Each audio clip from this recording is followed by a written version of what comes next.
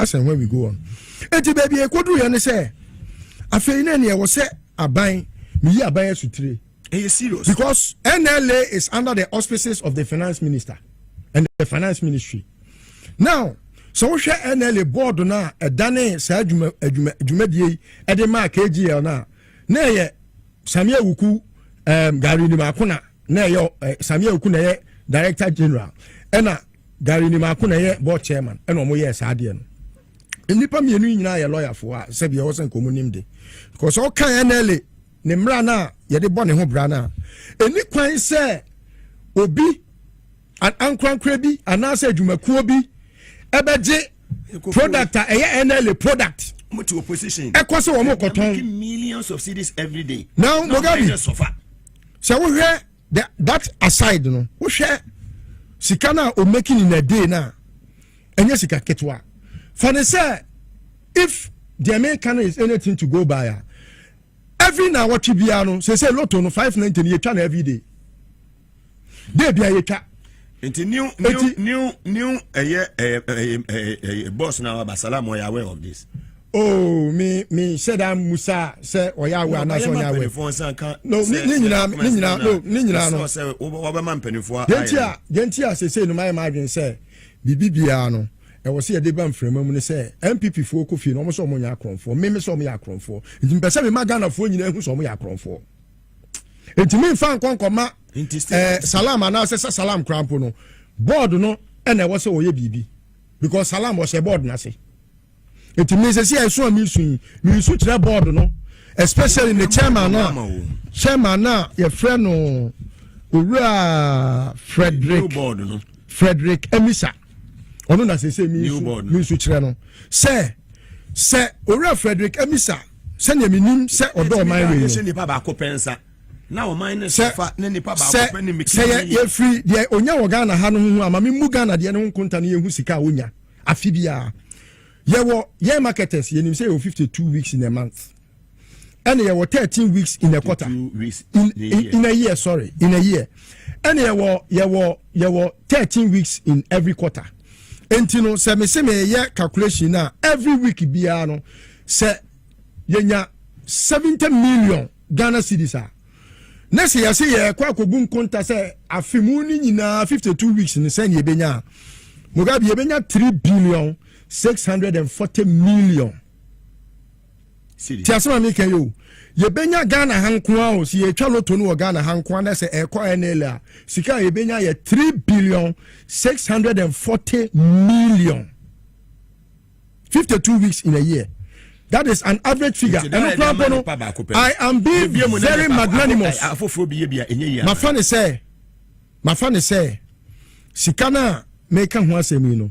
My fan say ye ntwa loto no si ye twa ye betimi anya more than that eno ye one Mugabi ye free hofia Nigeria for Ghana ye numbers aye bo ena omo so di twia omo a omo twa loto wo Nigeria for ka wa udi loto bia winning numbers no ye Ghana numbers ye Nigeria for muni national lotteries ni bi Kwame Nkrumah na de ba Ghana ha sadia onwe Nkrumah ye boni di anya ne keke wo etikasi awi adwe anya sa adwe emre wo we have fraud way I cause you akableme no apen so de no kweswa because so we hwe baby a omo atimi awie sika na kwakoduru na ayayam hihye now Nigeria for say sika say no mutwa ma o my way yenim to say hwehwemu koso e wo say hwehwemu koso ena matu aban for say sane e bia ukọ eye Londoner ye wo Ghana your friend is saying international bank no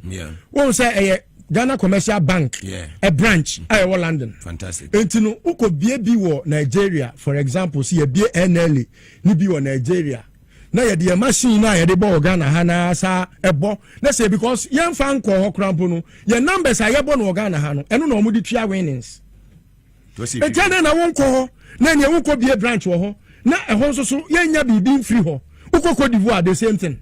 Cote d'Ivoire for your number you be no Ghana ha no. Eno na omo so di tua omo winnings. Wow. Enti me dia me ko to asra ban. Say to ya de sede. Ya de sede na be ma ban. Say aban ma na din ko but ade ehu hia me pa. Ene say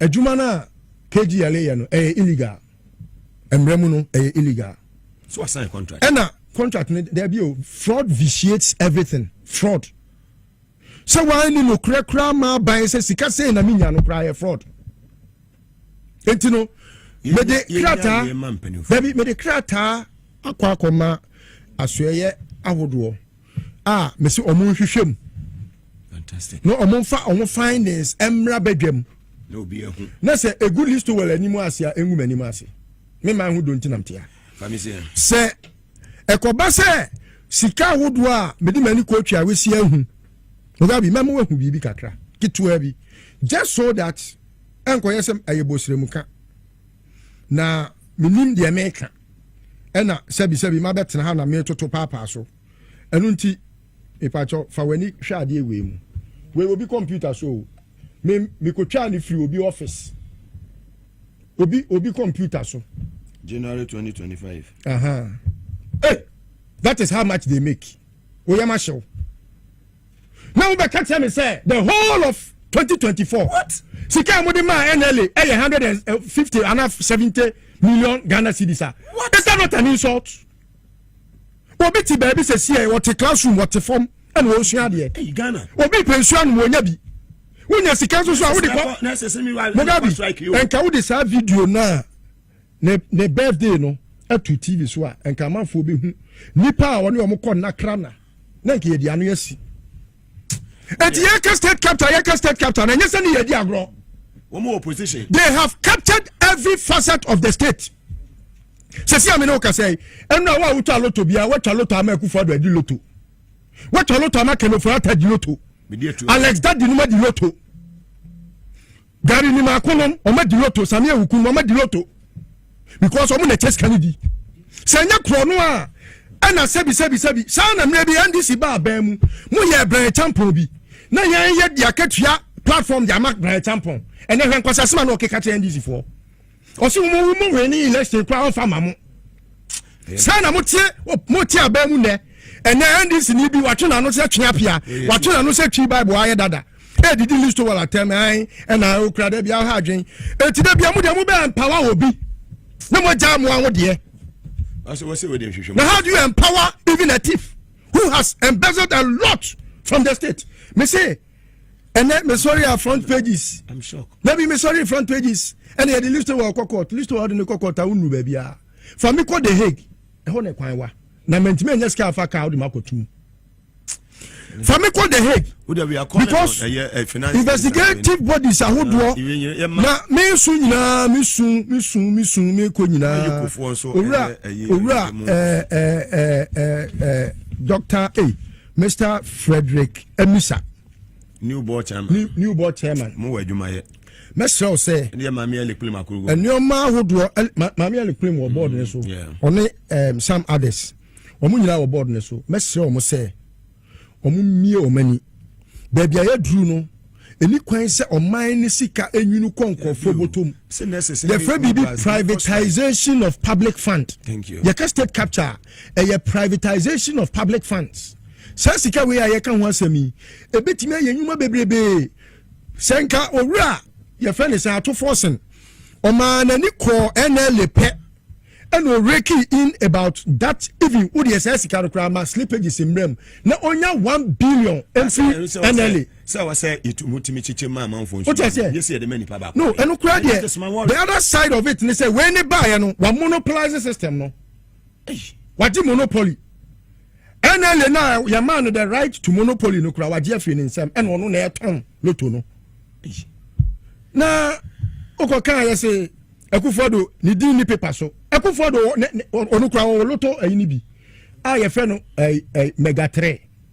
This offense ya another. Oh, loto ni bi. I friend mega 3. Sa mega 3 no. O twa. Just say enko fa bia. Na na kra twa loto. Enti die na beba obi tiri mu a se ne ye omo ye PDS ni ECG no. Enu be na dru. Enu abi ni. Enti we kra de nye ye nchichemu asem o. Ye ngu no. Na aban we ya waba no. O se resetter. On reset na yen fa mra ne nya adwuma pekofeko se wo pese o san o se sa mra ni mu a e wo se ebi ko yoku ebi ko OSP Raymond Acha say ebiko yoko ebiko OSP ebiko baby bebre obia the oil. And I think say because of how criminal this thing is no, I was so mining collaboration of all the forces of investigative bodies no na yakutiana you making sure say ade we ebcbm na sika bia so a when you from day one or sign contract no to date no so no you making sure say sika no you hwehwere o man ni sika na commission a ono sefata say wo se yetwama no you ntwa ne commission ma no apart from that no there why you be a criminal ni there ye ntwen ho is that a criminal me na make say umbajo enya una okasa me say there why you be no ade bi etia o man ni mra bi a criminal until say court ebe guilty and yes how kwati say obi awia wade a jaima court ndiclare nipa ni so ye kronfans and watch no de na ode aba me na me say makwati kronfo me de na ko police station yemfa yema mpenifo okay me susu say we kronfo fantastic anyway yonko yenu misusu say we kronfo enti kopim say ye be hwehwe mawie no misusu ye ne say we kronfo de ususu say misusu ye ni yumadi awudi ni mu na ho enye se mu na ho eye kro no enti enhwehwem na ye fa ho ntansa mo no ti fa ko dan Raymond Acha obi ye bi CID fo nyina ye bi fantastic CID fo nyina Listowel Nana Poku ase ene eye adwada 9 June 2025 wa baby ayedro ne de ye beto aso na afa ye hu ensem I just say o man no leakage wo baby and access anet ya I just say nipa bi e di o man na wu okola wo ba ha na bia obi demand bibi ni we paid 30,000 in the morning one go. It mean when we talk about that we go internet can kwasi asem a omuntu ya hwemfa mo menka ho yeah 30,000 one morning 11. It me be jina na bisa say 11 sika na fu efa here. Don't be angry because I am asking a responsible question. Nanka mo ema mo dem na die bentina ukunu ni wo shetoles no whisper no ni obi kasa no me ade na we curious because your husband is behaving suspicious and you should be concerned. It na now person find the phone na re oni pakon on na chat na no find the phone you madros ahodo awu irresponsibility. Yeah, irresponsible. Only about them, about nufu, and your fe, the one your fe, and my go internet so pornography, uti alabasta ha pornogu funso, na make irresponsibility once more was in a nedia baby or day fan on your honey, person, one year they preaching neighbor. Irresponsibility. Tiona me people who you know can't young grofa or market yasumudi. Your management market yasunidi, any mradi, one baby beyond whatever. Actually, be one moon himself dream finte. Prophet Kofi Odo and Amotene Kano. Live on TV as well as and also on Power 97.9 FM. As like I said, come on and aboa for a Safari Valley Eco Resort or Moka Power Specialist about Hospital Medimosis Clinic and Eba Center. As Natural Mineral Water, Hebron Hills International School, Sanso and as like I said, come on Victory, Garlic Messe Free, a year Dr. Amakon, and a new sponsor.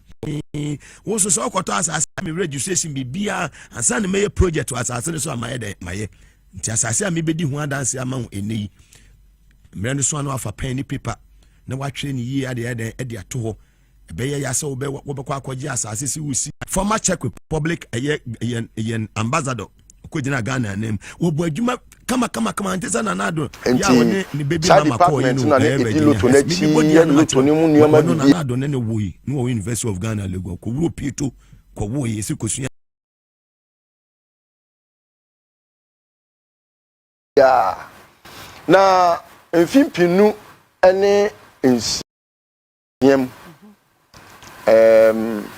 2006 mu na ye ofakofo ena odi ade na odi call emremu se odi call parliament se yenye mra kete a ebema se obi koya ade a eni mra ni mu a yade ne bekwa akogina asem bibia na ye di na asem ama wahu se asotwe a ɛda hɔ ma nie nti ɔhyɛ aseɛ no ɛna ɔyɛ act bi a yɛfrɛ no act 722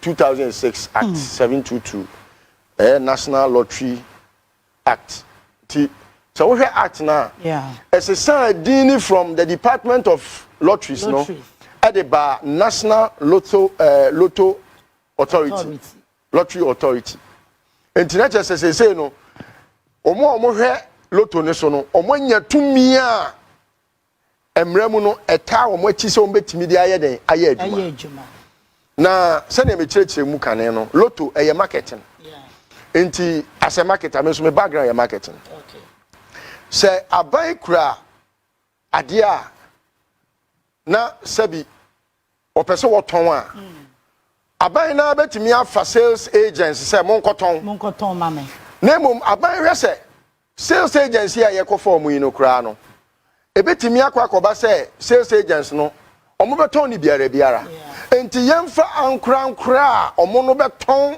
aban a product no eye lotto no e dia ma aban enti wo hemra ni mu a wo ye say aban be ma enkofo bi e from eye license marketing companies enti no omo no aban be ma omo tumi krata e kire say omo no kwa akoton eye lotto na aban eye aban dia no enti fa ne say me kane no me na me ton everything Samsung e Ghana ha through an agency the mimi agency no bibi bia e fa eye sa adwumakuo ne product e be ba Ghana ha no me na me ton so na edi besi me na me kobo hu dawuro ama mansan akotobi enti sa me kobo hu dawuro na as an advertising agent no me bo hu dawuro na amanfo koto a na ya mama sika botini bia eno ye commission a ebi a woto ba ko bia no commission da so no ebi a yes oh ye be ma 10% it is okoto ne 100 cedis a e just media wom 10 cedis it 100 cedis bia company ni benya bia no media wom 10 cedis it is a company ni kote product ne so e kura ton ma wa me media ni de e wom 10% ye de ma de be ma okay sana lotto ne tie enti wokon han enkofo a omo wo pepa se omo beton lotto ama aban enye se omo beton lotto no omo dis sika no ebia bra aban o omo beton tie ho ni ye o omo koton aban product omo ton aban commission aban ama omo commission na when na yes se mra ni nyina wie ye no yes sade chemu se no person in section 4 or say no person or entity other than the authority shall operate any form of lottery any form no of other person no person or entity section 4 of act 722 no or say no person or entity other than the authority here. The authority is National Lottery Authority. Shall operate any form of lottery. Enti say emranika shall ya na say eye wo say eni kwan say eni pekuo bi ana say nipa bi ana say adwumakuo bi eton lotto. Wa bra enye National Lottery Authority. What I say? Into a whole and a fast track 2021 in fact company na yeah bonus to get train no KGL na KGL no say ohwe ekwan a kanoforiata na time bia lottery no so ehye finance ministry ase nti broni beka says under the auspices of the finance ministry. Now, it is our company no. KGL no. Omoni kenoforiata no. And ultimately the president Akufo-Addo. And almost share say no lotto no. Aku international. Enti abẹ for kwantimpon no.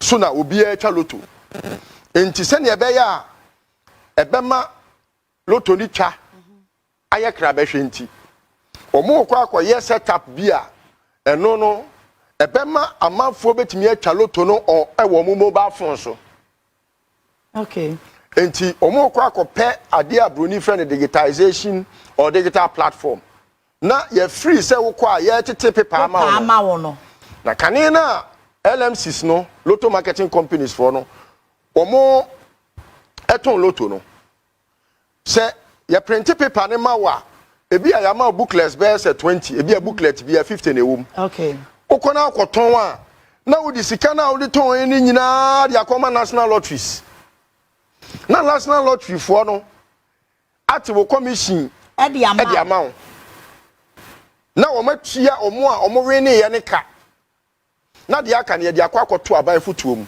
na ye di bia yi akwan ye di bia ye nsuo ye di bia ye hospital ye di bia ye school dan eti school dan bebre be waga na bebre lotoska na ye di si sika wom papa me ya marketer sika wom ya enye sika ketwa na ye be ko figures ne so awo na we na omo ye ade bia broni friend special purpose vehicle that is a state capture ebem they said the emre bi no omo koton ECG a omo koye PDS no e no omo koti company na e friend KGL enti ameya wa penso e na KGL no okọ eye NLA se wo kodi juma as licensed marketing company na obe rane ade bi a ye friend Lucky 3 enti sa Lucky 3 no eno no ye ma ho kwan se wo betimi di product aba NLA na mom NLA beje product no na wo wakọ akoton product no because one kasa wuntimi nye den per section 4 no one kasa wuntimi create wo awuloto na won market enton e ma metua commission ma NLA enti sa wo yesa na watomra se ne be ya ye be ma ankran ho kwan ma mo so de innovative ideas abenti no ye bie ye pono se mo mfa mo lotto platform mre na ye oni na mo no mo nkoye marketing no mo koye marketing na ye beta mo achi wo mra mu na mo ton a ye ya de sika na mo nso so magye mo mfa so ite no de ko ra NLA anda am yawo na am yawo so no wa sha ase a o ye nioma ebe sei company no ekufo adonom omo di kan sei company no na ebedu baabi ni company ni nya mfaso enti NLA no edu baabi na onya mfaso because ni bibia wo ye bia no sei company no na auditorating more se ne be ya Ghana for be kasa ade na gudie ne mo fa ma ankran enti da bia no mo se da gu aban company no na afi omo dia ma ankran yes ankran ne bemu a sika bebem enti ankran ne bemu a sika e wo se ebemu no na o ma se da ma sika ebem na omo no mom afa tire ehwia sika no enti dia mu ye ne se okowura ho na ameya ne din kan sensan krata man tumi se obetimi aton ne Lucky 3 no na o sha ase no oton KGL no na o sha ase no oton ni nyina no na kenofurata no ne o maye kana na se ekwan bia so no aban national lotto na eye the flagship programmer and I say product aban di nyeska no ye be ya ni adane ama KGL etu hwe atete no e bia wo hwe TV bia memenda edru ho a na ye say why is the lotto doctor not rich so he's a good Samaritan oh sa advert no ye wade bia eye the flagship program and product ma NLA sadia no ye frɛ no 590 okay ye bo aba na ye yimu enum ye bo from 1 to 90 na ye yimu num emunum no de wo a twa ye emunum ni mu bibia wo twa mienu o miensa wadi wo twa num di ni nyina num ni nyina wagugu machine no wadi eno mo dane ma eye KGL omo de 590 no ede ma KGL yes na kasa ni nyamu no products ni bebre na ewo national lottery so akufado kura wo bi akufado de no ene ye friend mega 3 no wo twa lotto na ni brad ye too much Ochaloto lucky train, a mega train, any dia. Mega train ya Akufo-Addo dia. Yes, Akufo-Addo dia. Amanfo bebre will be. But I na oye the ultimate of all. O de Akufo-Addo will be. Enti omo dan ma akwa we no. Mind you, akwa ya can asemi your friend Alex Apaudadi. Woye obi a ofri ekropon oye Akufo-Addo ne cousin. Ti asem ni ye o. Yeah. Tomo dan ma no. And ono so de call digital platform so. Ena o sha say obo hu dero nti obebo hu dero wa ha na obi etie da wubo na wo na wakwa kotwa na otwa Easter Stank sika no beko eye NLA futuo mu no wono a creative platform a wode gigi ono a ni sika eti sika na wo san kakwa aban futuo mu no ono Alex Daddy eye ni KGL no kid KEED no account mu direct. If I say wetcha, what you say? Obia, otie bia, Mostar 959 hash. Pepacho sisubium star 959 hash. Obia mo. Menka se kucha, but bo. And I say so sofu create me chebi because sofu konyaki also man asori ma. To you say no, sikana ebalo to mu no tete no. Say I am more than 10 times. Eti Ubo star 959 hasha. O de me nyina ayemo. Me pesa me bokra. Star 959 hash. Ubo say obema welcome to NLA. Meanwhile, NLA for ni na san contract say omo as a the exclusive right of 959 no ana 590 no e dia ma Alex Daddy it is enka obo a any kwanse enka welcome to NLA neighbor there was enka ba ne say welcome to KGL 959 hash it obo a o de beba welcome to NLA 590 select a game. Monday noon rush 97. No, it's a play next game Monday special from 1:30 p.m. 8 draw results 9 terms and conditions. Okay. That's where NLA any. Now NLA so assign contract the ama Alex Daddy and then the KGL. It's way no omo di deceive public. Tia same way yo. Omo di deceive public ne say loto na wu cha no NLA NLA na echa. Way is the greatest deception akablemeza krama. Sa kwa na no nam one treasure we nam one swa ade we o mayi nam one de na ye kete. Eti wo awucha loto na bia no wucha ya sika na ekọ obi futuom eye Alex Daddy no KGL no futuom. Na Onua be ma aban bia na ono no aye kitina me se me ye configures ma ye mbehwe e ho na ye mbehwe de yenko ni kakra sa ye kon numanu ma krom enti owie ya no na omo sign contract ne ma no wa ye adwuman enfie numuni 5 years it is any na Ghana ni so say ye dan ECG ama PDS no ono waje ade we kodem eti lotto a we channel for the last 5 years ni nyina no akwa we ne skare woni ho eti me maton sa frɛ BNI NIB maton sa frɛ Yoko say omumi endomu asuko because emra no o kan say shall wan ka say may yes shall yes o say shall ayo say esan say ono pe NLA pe na what that product also oton o de wan kasa ukoyo manufacture say bi afani say na o pese o ye raffle kra wo ha keke na wan fa nko NLA woni aban be ko ahye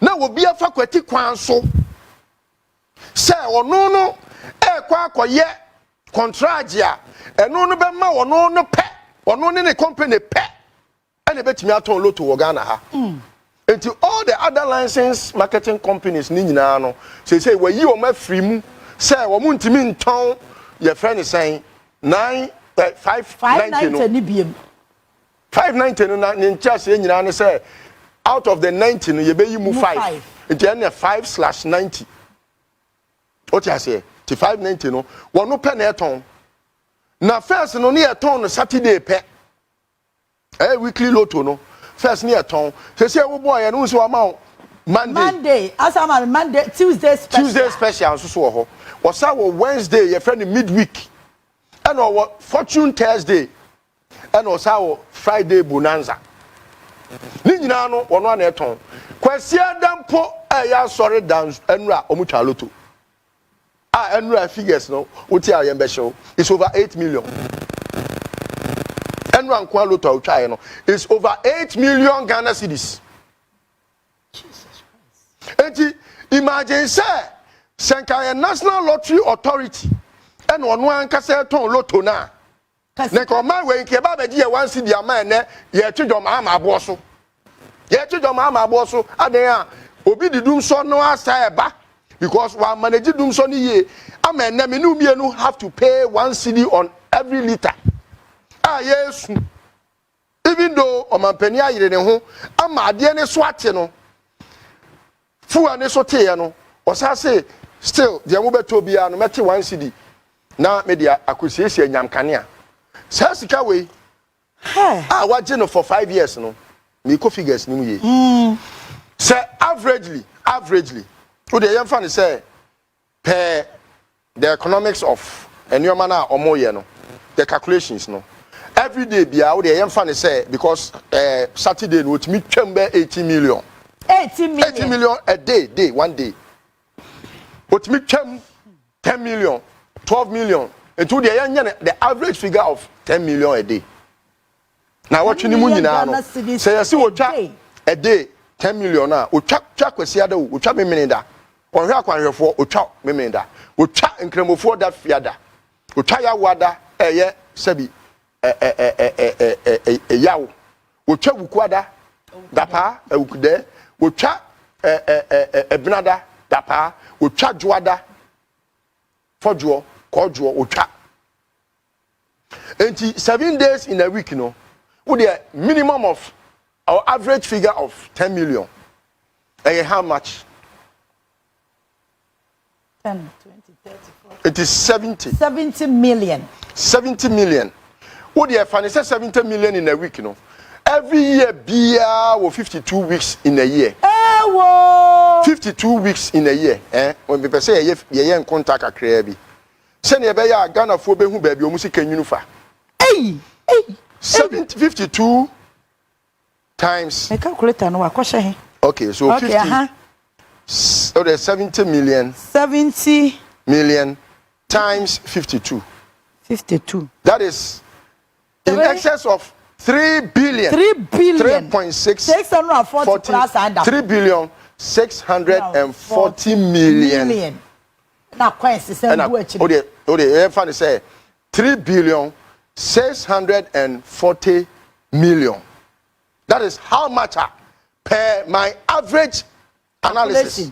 The calculation in all this, funny say every day be an uta 10 million. Because a debut what mean 18, what mean more. So a day be an exactly because and they say it be a Monday onya, but when ya be when ya that is when ya 8 million. Now when ya cry 8 million Ghana cedis. No when ya cry. Now that obenyano it me ko 18 20. 80 me yeah analysis ni wie no. Me can so na me na gina bibi so pa. Because matise or can say me na ho ya manika keke. Because Listowel will never speak out of the I'm not a magician. Obi na me yidi nkomo. Nipa no Alex Daddy ni na eye adwuma. And I see me pay proof. Eti me na Poku. Me di mani coach a we see we akwa ko hu KGL. Me say wo hu photo. Di omo ye. Me di mani coach a we see we ehu. And aside from some me di mani coach a we see ehu no so no. Me say wo me evidence. Eti no matiti nyoma bi e mesre. Ni hu ye mani ka keke. Oh I to say me talitabis.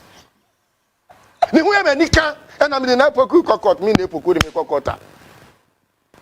wo kura be sa for ho asa be boka court no or kwase ontwa na say there be wo kura no akọ say enya na twa 590 so na adwene so akablemeza adwene we da utrim as Alex Daddy o pese o de beat me na epoku me smart chen Jagana for kura enya smarter me smart papa and I'm a very very intelligent marketer and lotto is marketing lottery marketing yeah.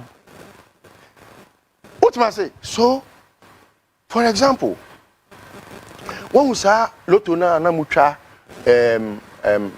rafu bi amoye musio ene mo bi entra 5 cedis ucha say ya ubedi so in the end company na oye saade no obetimi ehu say oh ebi a omo mutwa the whole day no ebi omutwa ebi a 200 million no medimu 30 million 8 year winnings the rest of 170 no metua NLA ka and I say NLA be yine de no ama me so me de etu amombom ne ye agents a omoton NLA products na NLA amom commission by KGL ne de onu na echa NLA bi eba ne futuom na wonu akwa NLA kitwa bi 3.64 billion ahino de NLA samia wuku free ho no sika omede ma o mai a eso che sika bia bi mada 150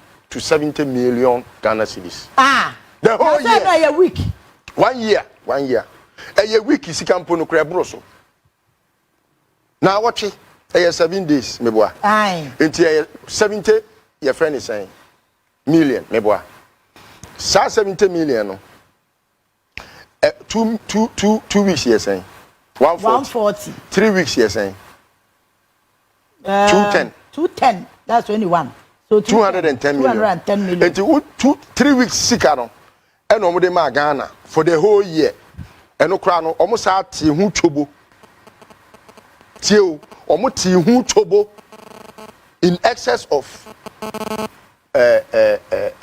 70 omuti hu chobu enti the national lottery na wo se see no enya Ghana dia enti na me ka che o mampani John Mahama say so person o research dia NLA no either say obegu no na wasa te na foforo and now say on taking steps immediately say obe corrected the course wo NLA no enya sa dia ye de yensa wei aseboase apart from say Alex Daddy ye Akufo-Addo cousin no was say NPP ni mapa tiasemi ye o and the reason why NPP for etimi nya no etimi ka sebi ensem fon kira Ghana for ni say bibi bia na ye o man dia no say ye o mo dia ti say de o mo ye e wo Ghana airport company no te said you muye ni baby bia te said you na komudi be ECG te said you na komuye bibi bia wo Ghana ha bia privatize public insurance no exactly and no de kwama akado for that enterprise sa no muye no sanso no muye lotto tie obi a wotimi ye mimu ni a wotimi kura wia lotto ade a your mind dia no so ye wudi ni papa it I don't mean was telling them how I feel ko ye kronfo a ata yi kran pokro no won man no o man wo ye kronfo ten ata yi now obaya after the finances no yenko baby e ho hia me papa section 9 duties of a lotto marketing company duties na juma we a lotto marketing company senior omo person omo ka che say o ye legally licensed ne hwan no ye ka che o say we legally licensed a ye nyoma bi na wo be ye ansana ya joatum say mremu no udibem okay so one o say purchasing coupons on a prepaid basis for NLA from NLA board till okay. If I send Alex Daddy, all the digital coupons are all torn on digital platforms. So no. Also, they can't talk to NLA. Oh, very good board. No, yankasa chairman enu ti na kwan bi so no samia wuku no mintimi mmia no because minua wa hu se board no na ye bibia etimi de nkotose to the new board nanim. Okay. New board no mate se chairman bi ye frɛ no Frederick Emisa ona nim se eye minua na minim no dia. Okay. Wono na ye board chairman na me hwehwɛ no se ne be ya mehu no na me de me nkrata nsɛm nyinaa de ama no se emani ni ga na hwɛ moda so we have finances here ma ye eno kura no me the average figure na ye me we amesa do akọ Nigeria any Cote d'Ivoire because ye number ye bobo no Ghana ha no eno no omo ni di tua omo winnings because omo ni lotto machine e wo Nigeria we Nigeria ni kakraka no e be te se Ghana be se ende Lagos cross to Ghana yes to the we e be ko Nigeria na wa hwɛ figures e free Nigeria so ba e wo be stress Kofoni the answer boase and omu twika afa so. Now, the atosume no say selling only coupons issued by the NLA. What's it selling coupons only issued by NLA. So, untimi nkoton lotto a enye NLA na edi amawo coupons no. Enu nti na efre bibi banker to banker. Enti police for chewa omo say why ye banker to banker ye do kwa kodina mra ni mu a yetimi bua Otumfo because ade ye o man ne dia no wo pese ofa 3 or say submitting returns of sold and unsold coupons na said you want me anton no kra wasa wo return ma NLA untimi nka se o me call ye ni anton enti no me de sha na echina na maton na dabi ye suro ne se wan hwe ye na wo de saa coupons no kra kodi dwirim ebi a wo ton ye na wo se wan ton enu nti no bra na bebu ho konta we de o kan nyina ne se enkontabuo wo ton sei me ma wo enam du me koye no ye yi asre ne abasa ne firi mu nti aka na ya ase ya nto enti fama de bra me enya nto a enya ntia abo no mse ne sin ye call tinitini kura ya nto fama de ma me lotto coupons no ye waton no fa bra na de wan tini anton so no fa bra eti ye nka se wo koton na fa sika bra NLA o dabi ye nya ne sa e kro no because they say no aban nim sika Alex Daddy na wo ba Ghana ha na won timi nto so na ata na o se no beto private jet no aban nim sika wanya because sika no ko na aban ibu nkunta te se de me trans ibu nkunta ya Alex Daddy na o se ka ba na nkodem ono ni ken of rata na yakufo dum nya o se nkomdem o ma buo man na fa so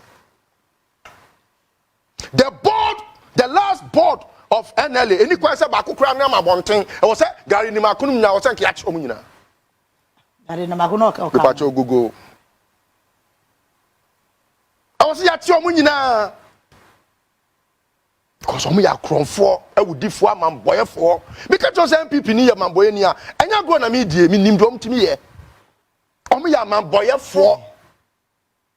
Now number 4 o say displaying the license at a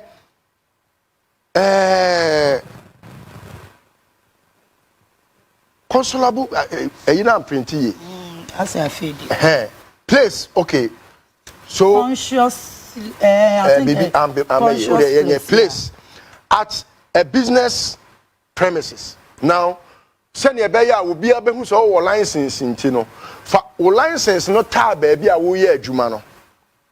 What you say? Yeah. Send a beya will be able to say NLA amount license I would ye adwuma.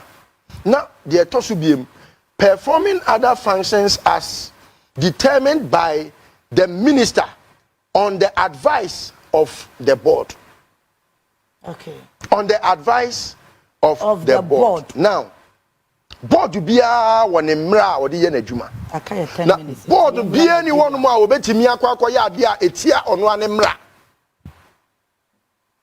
Mini ni aba ku di nkomo din se na adwen so e na board no ye sa control say performing other functions ninti ase say minister kra ka say say ya debi minister bia no obro mra so emra we eye Ghana fo nyina na ye de ensa hye emra we ase say emra we na sha no wo section 4 no say no person no entity other than national authority no local authority no shall operate enti no me obaya sa nyoma we na emi nyina so say enkofuo we mu de omonsa your mining sa hyebo ase na de emi ya emi hu eni say Nigeria for population omo so chen te say wo kohwe adwumakuo bi te say Ghana Commercial Bank na ye friend GCB Bank minima baby omo de GCB no eni bank no ba enti GCB Bank omo wo branch wo UK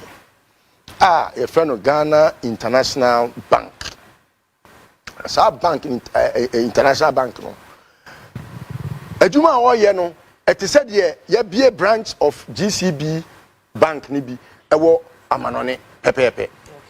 Ejuma kuo bi te say Ghana Cocoa Marketing Company, Cocoa Marketing Company no, omo so wo ejuma kuo ni bi wo amanone, ebi wo US, ebi wo UK. Uko UK be so uko hu omo assets you will marvel. Ghana will scapa papa. Wow. Yes, you will marvel. They have several, your friend is saying assets. Ne to say Japadia dining your manoma so come on. Beautiful ones. Chese Ghana betimi bie ni company ni bi. They said the Eco Bank aba Ghana no. Yes, you betimi akwa bie NLA ni bi wo Nigeria. Now you call Nigeria ni bie NLA ni bi wo because from 1968 numbers are born in Ghana ha no 590 no eno na Nigeria for omo di twa omo winnings omo ni NLA ni enkruma ya ade o enyo bi wo wa Ghana ha Nigeria for ni bi ke Nigeria kakraka yi omo ni NLA ni bi say bi Nigeria Lotto authority e bi ni ho eti Ghana ye bo number na Nigeria for di twa sika say wa utwa ebia nto mu coupons no o ma se da create bibi say okay ye ni bi but ye boga na numbers na mo magi coupons ne nkoton mo ton wi a na mo de scanner bar into o mo ye ade a eye international fraud but said nye huhu because Ghana betimi legitimize the o mo ye no wa bra o mo ne yen ato kese se efi na ekure Ghana ye be ma no kran ke benya sika o Samia wuku koji sika fi ho bae. Just sika ne nso mani. Eya mi mani ena enso.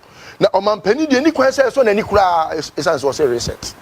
Enti me propose say de betimi aso oman nani ni say ye man mu mpo yetimi nya over 3 billion in a year. Ye ko Nigeria ye betimi nya bear 12 billion minimum. Yeah. Because e hono ye kwa ye ko bie NLA ni bi wo ho because your number no mo de ye den e de twa winnings omo ni ene number bi omo de twa winnings apart from your number etu ni Nigeria ban tena na wo se ye bie emu wo ho a any Cote d'Ivoire nyina ye numbers e no mo de twa winnings enti no me proposal no de di kan nie me de manu besi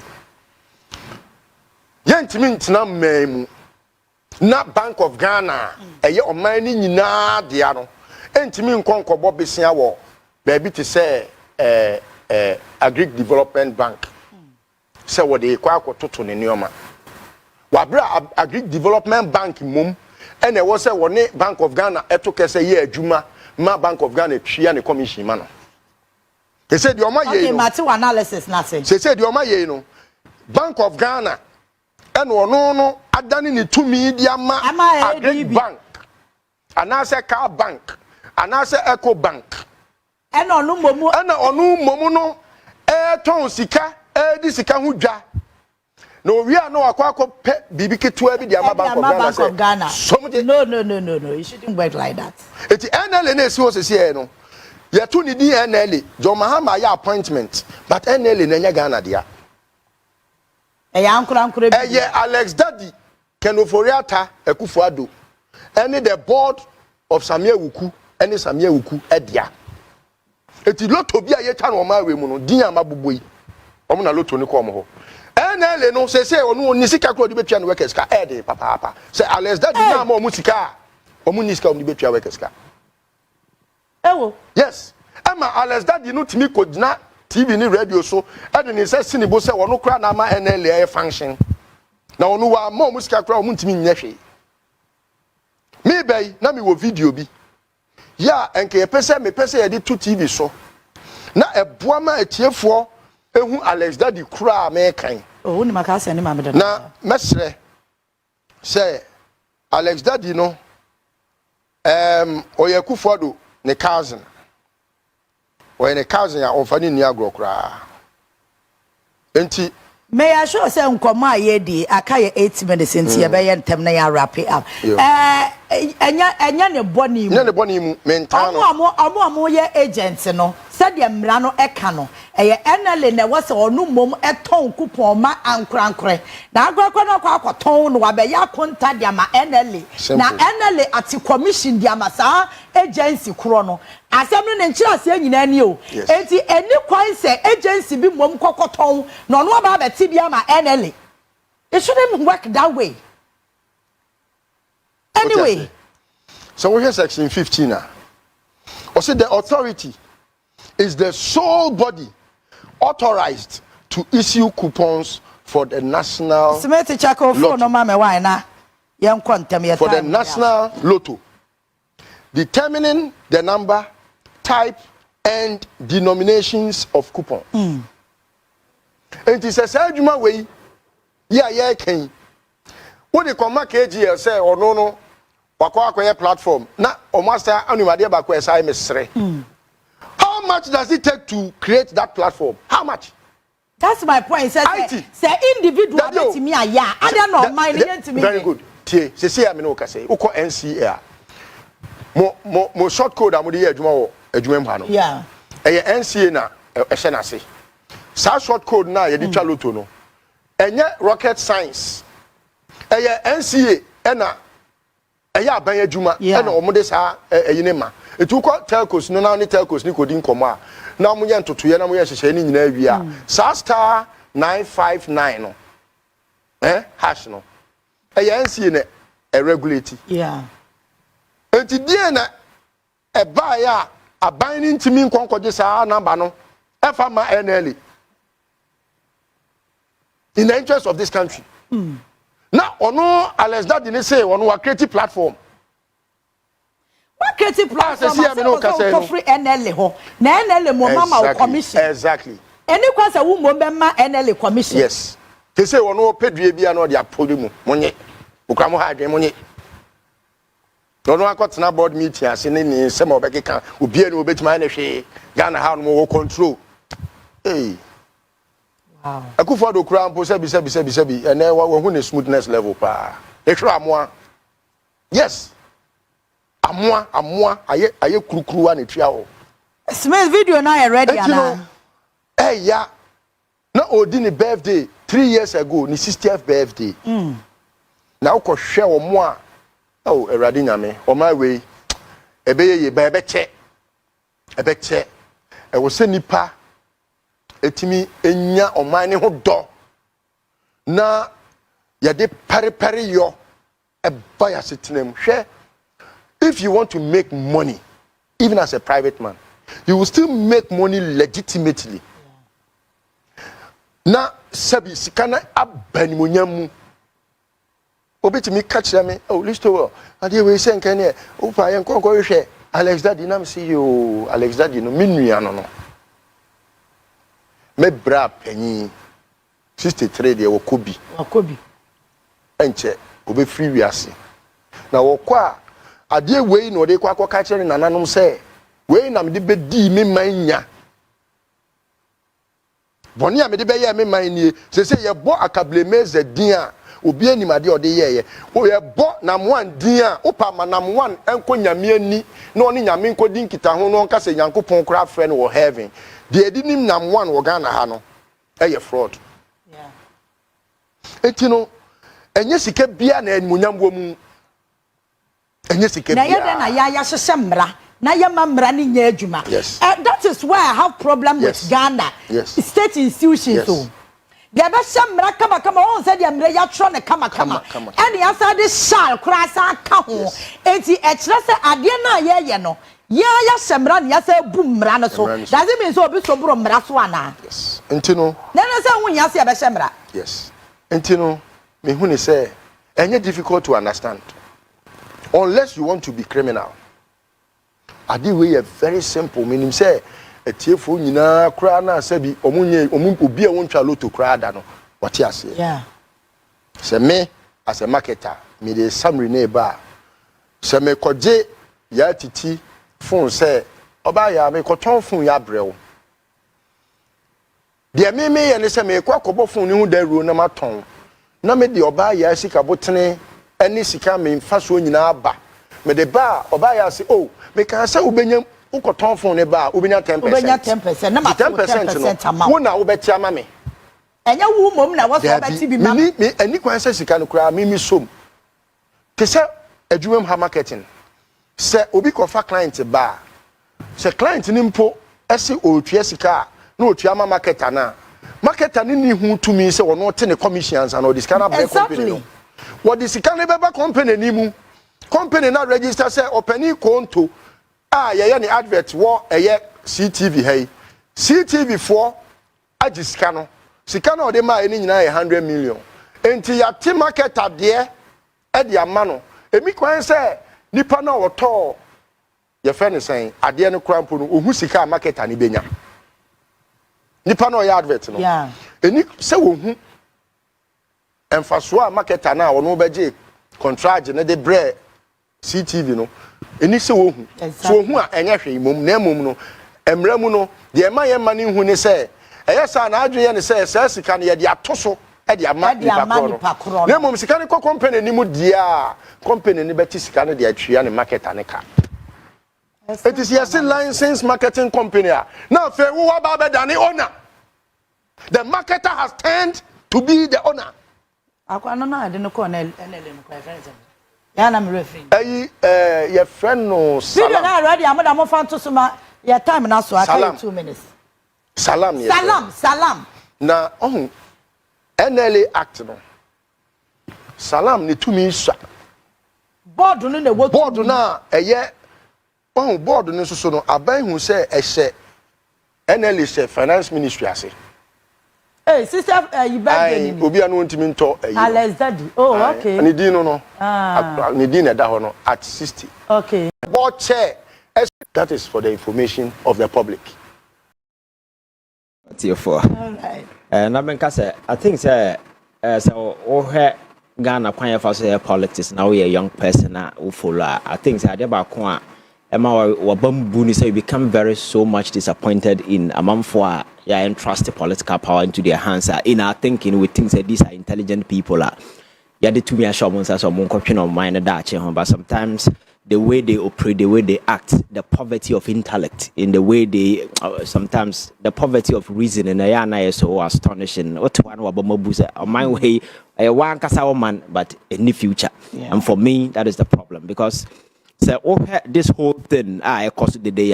I agree with Listowel on the part of government. Say all of a sudden, introduce you way no consultation, nobody like my catches a governance and yabosom and a few people be question them could take a decision. Then over 12 to Nipa and yabosom and I said by year no and I just I did you want better but governance, a broader stakeholder discussion engagement ever cost.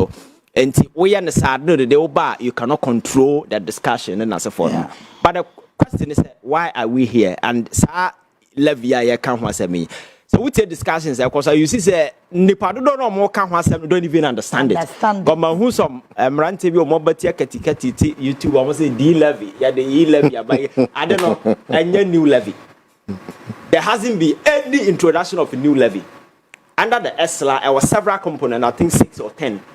Yawa sa energy sector debt recovery way no and on there is 0.95 and for petrol and where 0.9 and ya increase 1 cedi abeka and echo 1.95 1.35 So no, omunya introduce new levy bia, but when say mramuno, if you want to amend, o person what CCN say we need to amend the entire thing. Yes. And it's in a call parliament, well, omukwa amend yeah. So obia introduce new levy bia bia, a existing one no, na sika no akosoro ebia baba ka ho.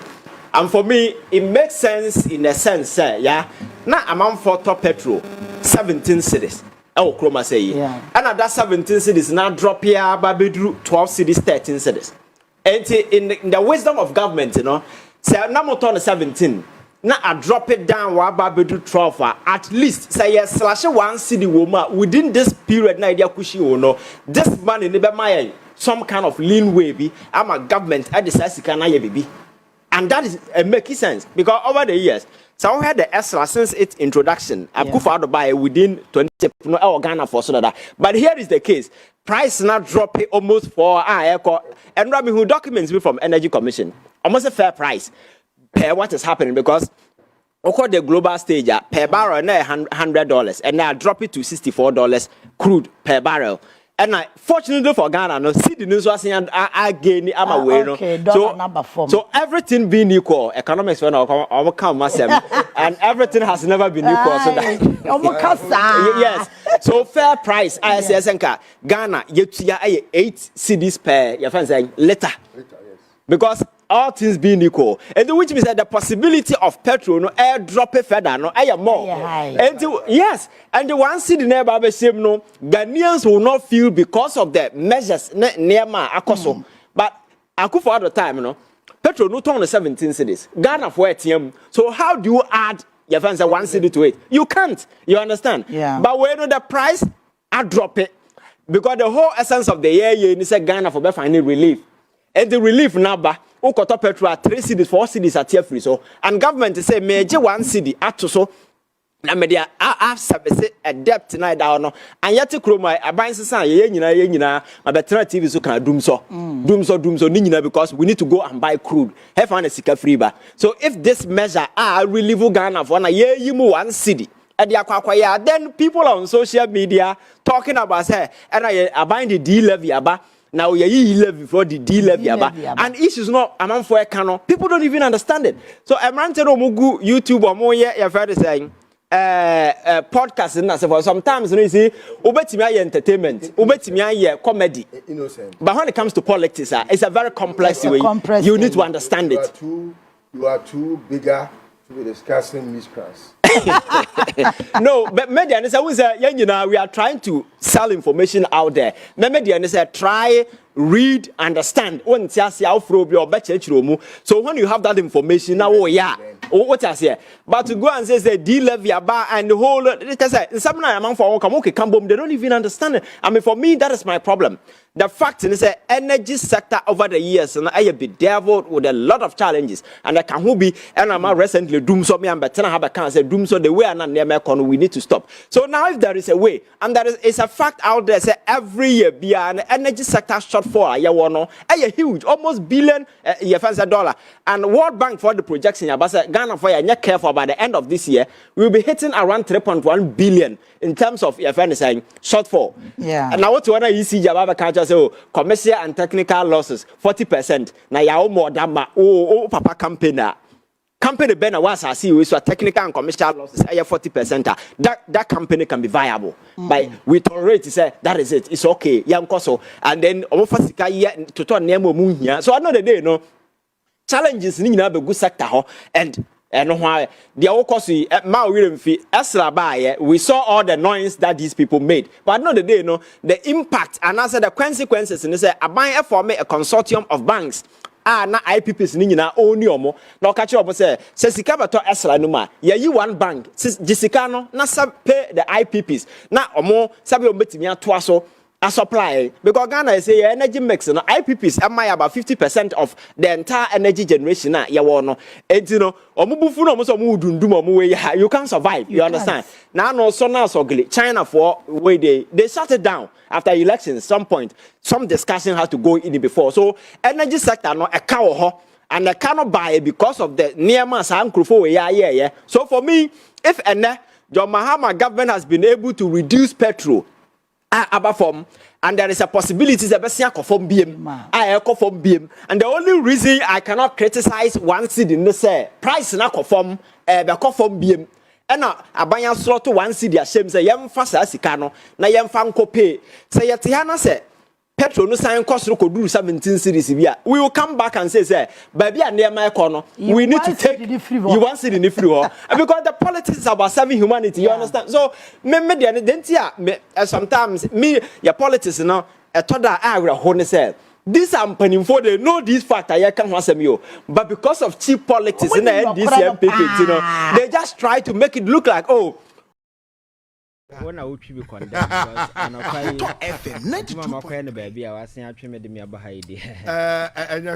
Ghana for now person. I'm in Friday holiday until I will draw my attention to. Oh, really? Yeah. You couldn't punch in. See. Me number for no more. Muslim for no say distance to the omato ponchini nentwe pa. I remember be already. So dia 92.3. Ivan Ghana Kocaine. Oh, Alaska, I think that the cost one na ye hwe. I say yeah, I see ye hwe sini. Okay. And I think that it's sad say yeah politics now they do a point of accountability. And na emma than emma. Emma than emma. They are not willing to stand up to because sa kokuti ne kakabensema ya they enjoy power no. When it's time for accountability, one will expect the same attitude now. Yes, but unfortunately, no. Eto dey na emema dan ma na sabi the nyare cross or yare. The owa kwenya to travel to this country also to be my in Zoom. Serious nasty stuff so. And there be a catch you see in the last 8 years some of us took it upon ourselves. We are advocating for Ghanaians to know the true nature of these people. No, there are people who are saying so we were anti-government enthusiasts that very often things negative about Akufo-Addo na buying. But these are the things that not you from afar. Not many people were not seeing. Nipa no mudi and Nimno are not genuine people. That's right. These are wicked people.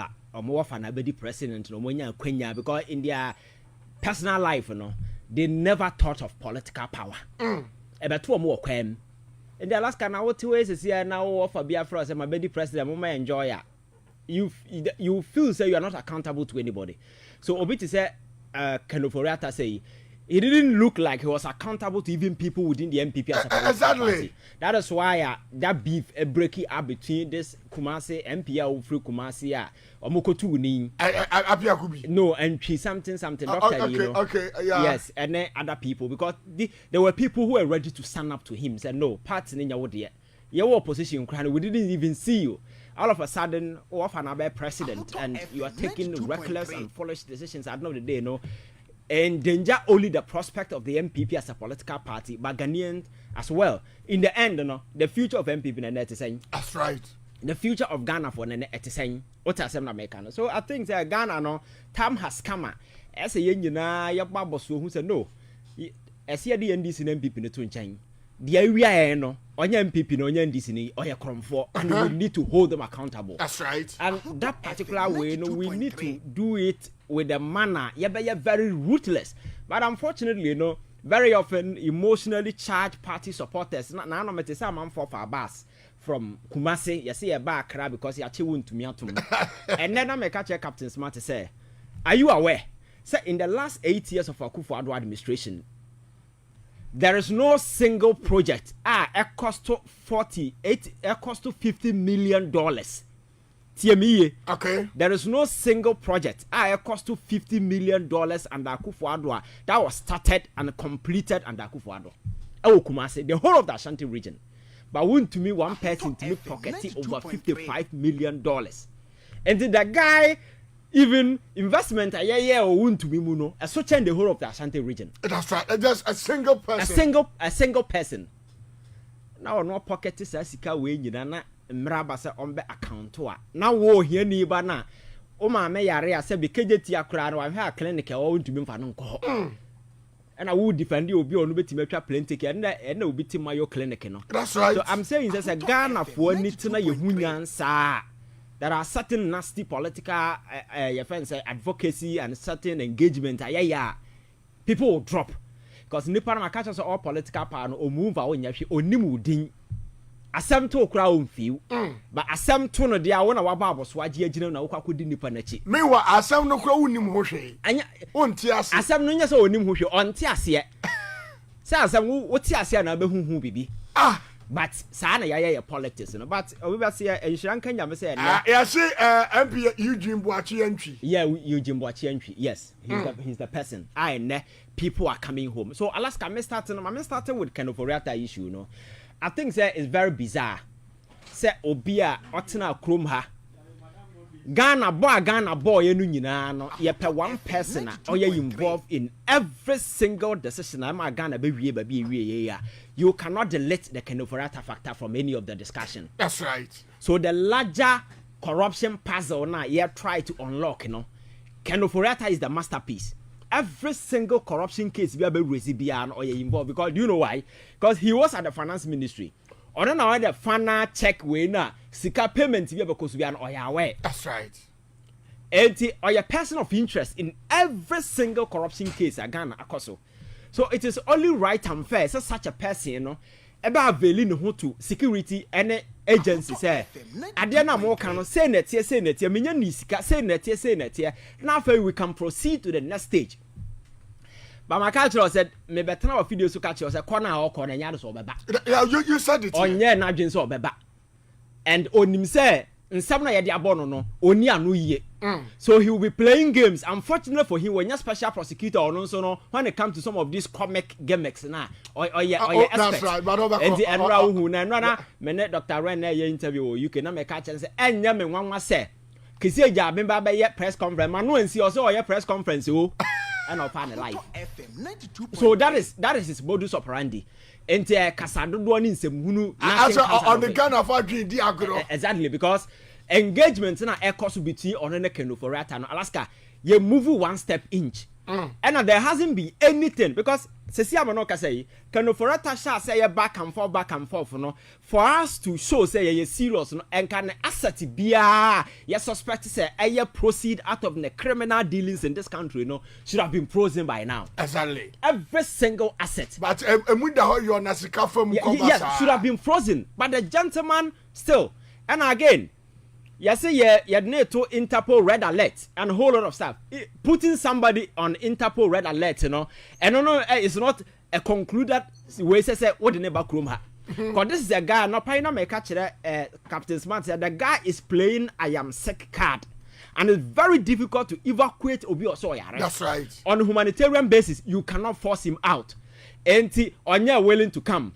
Ultimate travel to other jurisdictions. Recently, he was in the UK, according to sources. At a restaurant. So it means the guy is mobile. He can move around. Obetimi sit in plane. So question be as you hear so obahabeya no bia no. Obetimi aba, but he's not ready to do that.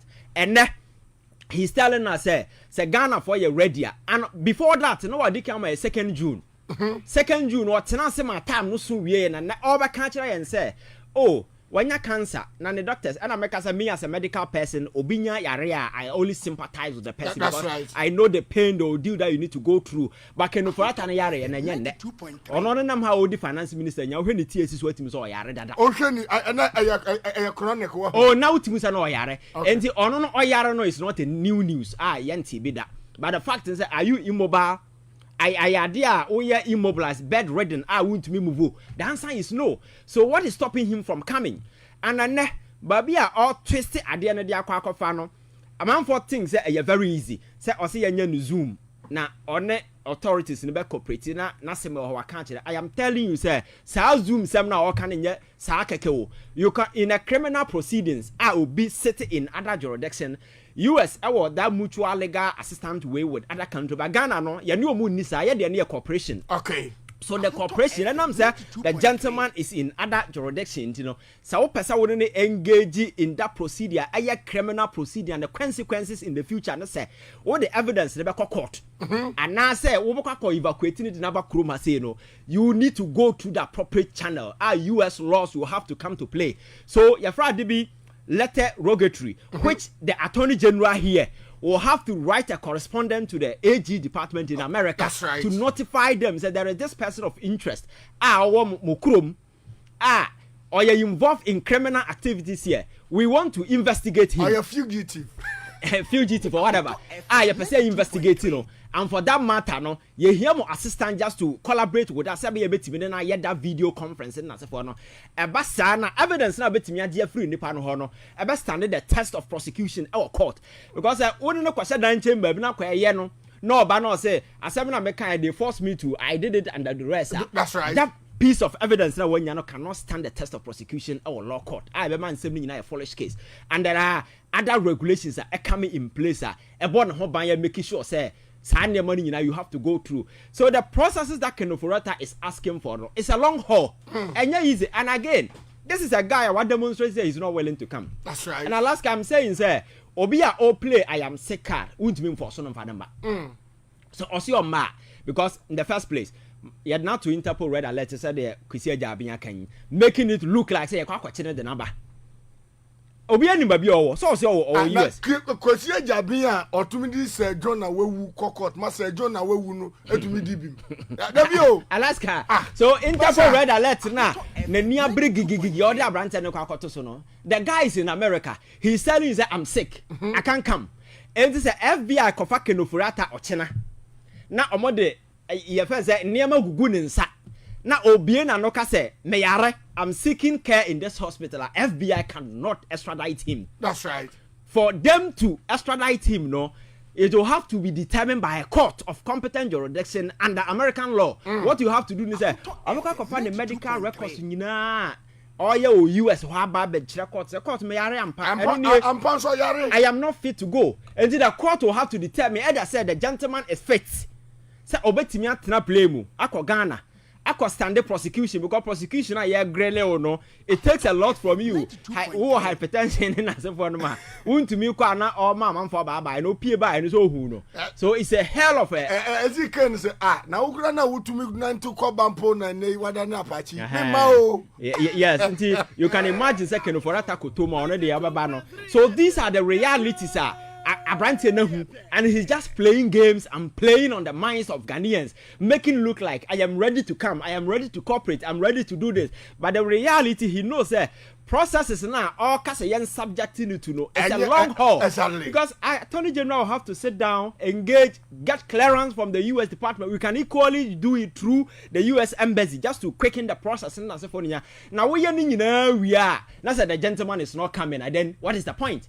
So my argument has always been, sir, you see, our assets were Ghana. Yes, we need to be very radical, making sure, sir, putting him on internet, your friends say Interpol red alert, you know, it doesn't change anything. Because China, say, oh, play, I am sick card that you can't force him out. And so what I'm saying is, sir, special prosecutor without Kenoforiata can proceed with your criminal case. Another day, you give him options or wevunina and say or sin and no some about try to paper so manufacture to paper so and then the lawyers are here, just engage them. So we can try him in absentia. You can try him in absentia. Because if he's not willing to cooperate, if he's not willing to come and or say the lawyers are nipa na den ya transia mana jampe ekwa awie dey na betimi aye and he's in another jurisdiction. You can't force him. Ghana any extradition treaty with the United States of America. Okay. And the America betting never have a full bid in but it's a different thing altogether. It can only work on mutual cooperation, not any treaty. What I say? That's right. So you see the complexity. So Kenoforata no onimwenyina ne lawyers in him and playing I am sick card no cement the every strategy be on adopted. And the case here, I've been the oil and I say emotional campaign. And a pioneer make a say, Sir, Office of the Special Prosecutor, and yet the commission, Nyansa be an infaso be and so a waste of taxpayers' money. That's the agree deal. Oh, yes, because if I understand how I may take what you are saying, India, and now you're here. MB before you are now one move to my perceived some year corrupt officials are now almost corrupted. And then omunya kwa no mu yifi no kodo America I'm sick oh na say Alaska you see me pepe na gu ho na me obi dwane akono eno no enye we yo this is your country say obabo kro no ntia adwane akwatena ba bia. That is up to you. Me that alone ankasa is sentencing for me. Okay. Because this is your country. As any dignified person, you should be proud to be able to come to your country and go any point in time. But if bibinti, so won't be ma ukroma, yet say a child was you. Okay. And in the villages in those times, you know, the biggest crime will be committed. A child was you. One kasa ukro near won't me, ma'am. That alone for me is enough. What I say? The obi and so let the person go. Maslog mami I can as a mean. Say ya sentence no. That's right. Also play am say card dey be sort ho. Wa ukro dey ba won't me mam. And you ohuni mami obana wa bokro. Alaska. We dwane fi. What ba bi na o say bi mami awu na papa wo ba kura awu na won't me ma yie. Again sentence na say adenya hwe wo da haya kra dey a obetimi haya akwa. So for me that is enough. And that tells you the criminal intent with which these people rob this country. And to more motiva no mo so yet krom ha papa kwasi ndiom etimi create nyuma fa manfo ya adwuma asem we na babeke note ya woka ye fe na adwuma wura right. Ewie na papa na dan eka wura say a car eso kwasi ndiom no amana ba akokora by force because a man for businesses or no ankasa ni businesses ni na se for nom okobi ade be say friend Gold Coast hwan a man for I have a friend who is a medical fund doctor. Management. I have a friend who is a medical doctor. As at now, the 40,000 shame, there be oba no so obi dia 1 billion, obi dia 2 billion. Ni nyina shame. Ni nyina because of this kind of writer. Because at the time I told you we had an option. Because you see, financial sector having this liquidity challenge around the world is all over. So what you need to do is as a finance minister, you strategize. Look at the American example in 2008 when they introduced the TAP, that is the Trouble Asset Relief Fund. Your friend saying way to buy Obama, or making sure all trouble assets, you know. The giant businesses in America, like JP Morgan Chase, and then as if one go and buy them. That's right. And they bought them and revive all of them. I know that they Fannie Mike and other companies, you know, were able to revive and they employ more Americans to work. This is a guy who is so dangerous to the stand. Say, Onua banks know himself these banks in as for because of political vindictiveness, he decided to collapse these banks. I know that they. Obi or your bank manager or coat or kware na yere because of a bank manager so we say ma super coat in that's right. All of a sudden nipa na dan ototo prako from bank manager to obi ototo prako. You can imagine say the we see assess our life all of a sudden they did all these things when we had an option. So can for that time man for see hu no mobo no ono de team audio we are free ajaben Ajaben say on a kind for that net wedding nkomo amwaben UT bank yes ono kra boken for that abosia or kwani village akwakoda or down and my friend wo phone so ka chen say awunyante ye o bank ne ya wawa ye bubugu police fo ebubu bank nugu aya wawa everything atimodin and this nkrofo we e dey operate wo kroma even Rollins kra no ye military person no did not use those methodologies here aya Asiedu Agongo. Yes, so you are going to go. I was some court in tea. On to me, only a bank. Our court, it has nothing to do with the bank. Yes, but oh, good bank. Yes, and that's also what some. So must we also say, what some our on my court? It will new my one in a young guno, and the understand MPP people will come. Maybe because in the bank, I'm trying to say, data bank. That's right. It's still operating, and the nana ye pay what you want to insurance. So Alaska, so you see how dangerous near man crofo ye no chroma say. Enti obiya na bin say oh you use the same measure to go after that. That is why I told you the last time say when power is slip into the hands of a fool, they think that they are sitting on the moon and they use this same power to destroy themselves, destroy everybody. But on them say onim nyansa ntin and that kind of for that say now relax it now play back the mind and near my why no chroma or no be who say my bonnet microphone way. Braba you are no also ma. So one of the day, obiti baby no so MPP ni ntino me ko ye demonstration na kendo for that no I say ya. You should know say Binyansa ne new team because the time the gentleman was operating with impunity with that team or there yeah ko banana se for there were other options he could have and na papa kwasindium o yare shedem. Oh that's right. Wabubu no kra atwesie na nko Abrante ya no ye beige capital. Oh. There was a time we were traveling across the country. Me say every single village bi abakobia na Abrante we be bank ho. Just trying to bring financial help and accessibility to people at the rural areas. Me say back question dum onu kwa ni branches na do so say commercial bank. Alaska across Ghana. These businesses you know you see enye easy sir because of people they were dealing with, you know. So challenges and those there, but you as a sensible government, you find a way to how to handle them because government so support to some of this enterprise to grow because at the end of the day, say enterprise new grower. To go for some mayor juma. Ghana for no mudo. So the burden of unemployment our minor grapple with no. So they pay taxes and our minor move because a growth of an economy is just about financial transactions at Elcoba. So you're able to activate it down there. So it's not always the case at Mikulusu Bank. But these people gave us all funny justification why they needed to collapse these banks. And aside that, Yanti Kroma and Mkra Etibiase.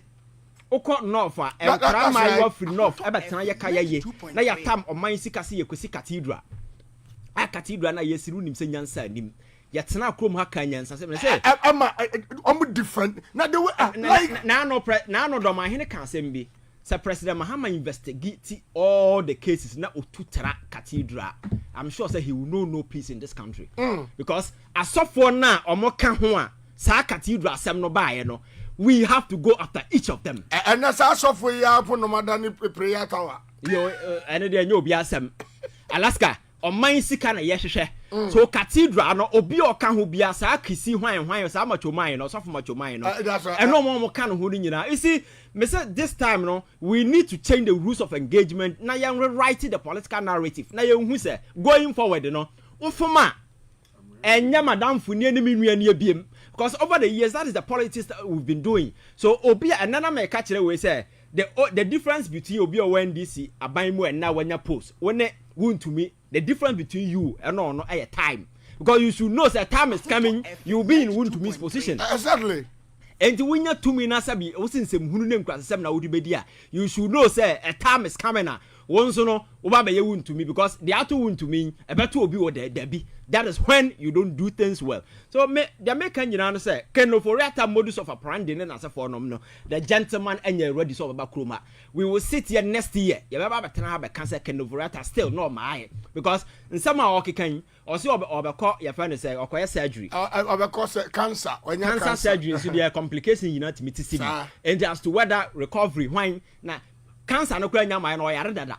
Nipa no nam ho no oyare dada. So the ben and ho beto no. But my point is that Kenoforata Yobia, if he's willing to come into this country, the state securities will take into account his present medical situation. You can arrange with them, you can come. Say by ya in cautionary statement, whatever bia no just provide because what may yatina ha chen you didn't come. You understand? Now what tenasia my 2nd June deadline we and son about catch and say your schedule. Ebasa say you don't respect the people. And for me, that is the card that he's playing. And that disrespect, that vulgar attitude or more at the several Ghana for that time, you know, is the same attitude today.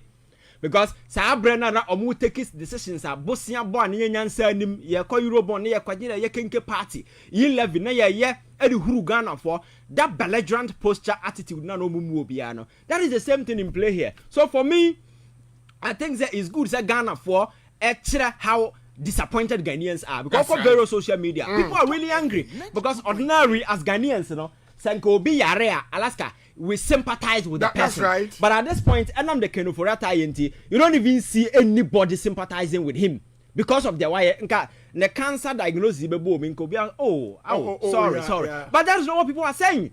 A man for say wawu otiase o yanko twe ne form obi kura fra me na no say the message chirem say ni evacuation ne ya complex na yanko kidnap ne yamfa ne shebotom na yamfa ne mra Ghana because that is the only way, you understand.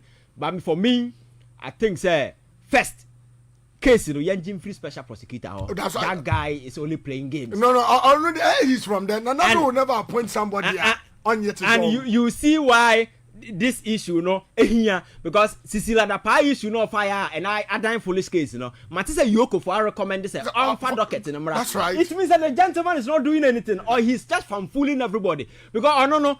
And then the number for one you know where he's coming from. That's right. And Saka is 7 Sandia Makoto bulletproof car. I say, Ajumano, Akuko Cram for Akukon court. Nano Matisa say, or the take. And no special prosecutor mandate, you know, and yen into buy massa.